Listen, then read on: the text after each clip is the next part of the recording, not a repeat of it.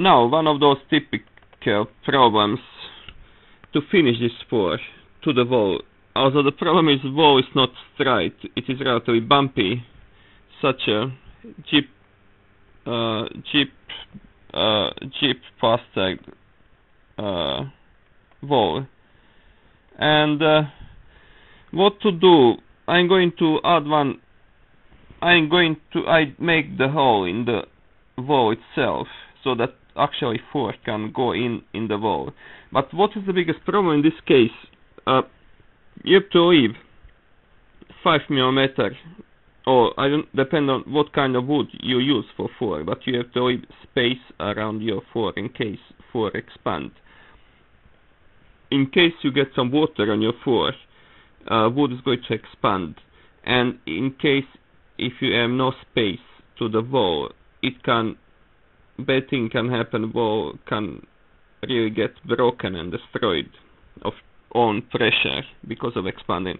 And what I'm doing now, I cut out one piece of wood for flooring wood, and from underside I'm going to cover it with tape,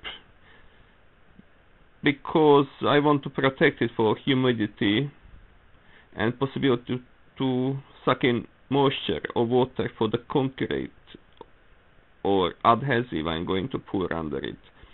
And what I did now, I mixed some adhesive. Actually, I use tile adhesive, because tile adhesive is excellent material that sticks very well to everything.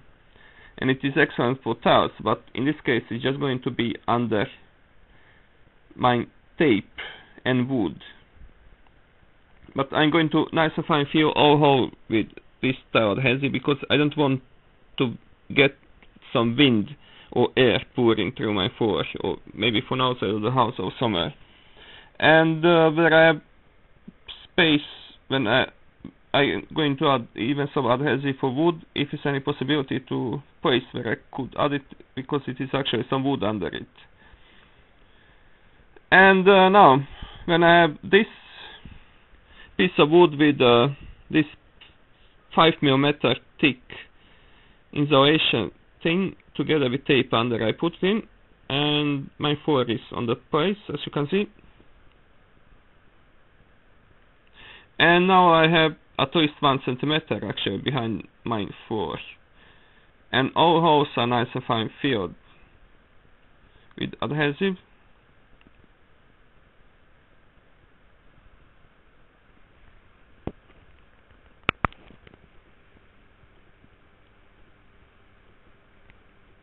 Yeah, you will see hole behind it all around, and it is finished now. What is now the next step to do? Yeah, as you can see, all around the floor I have gap, sometimes 1 cm, sometimes ½ cm big, to make my floor stable. And now I'm going to fill this hole with because wall was plastered before with gypsum, and I'm going to finish it with gypsum, filling this gap.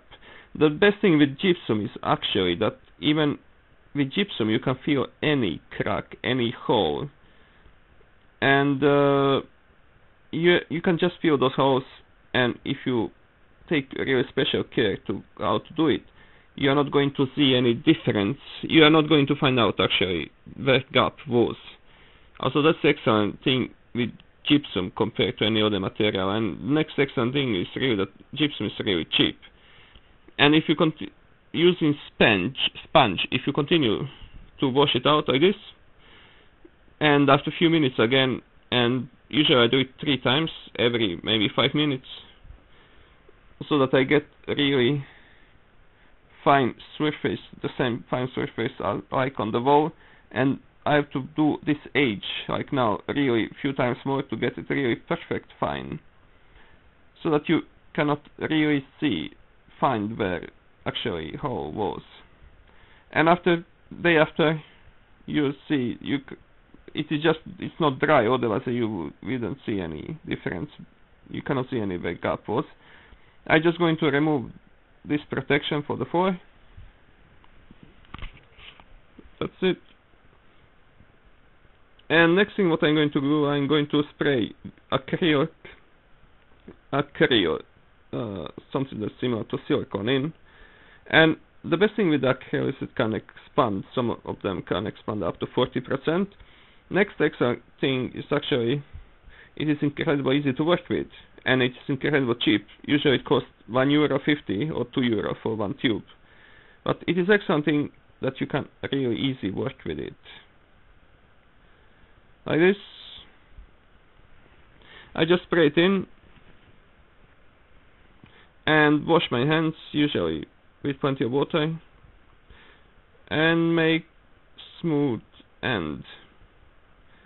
That's the really best thing with acrylic silicone, that is so easy to work with. Wash hands and do it nice and fine.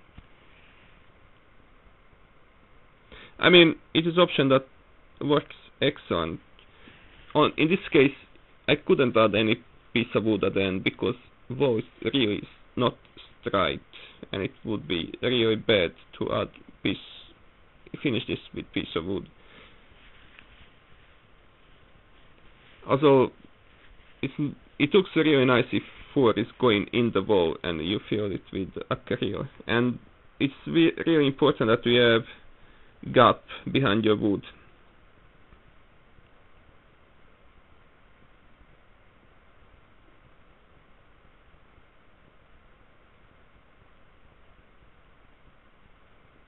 And when I was filling this all before, you can see that I use really thick material, and that thick material should never run behind fur, so that you get this really space behind fur in case fur expands. That's it.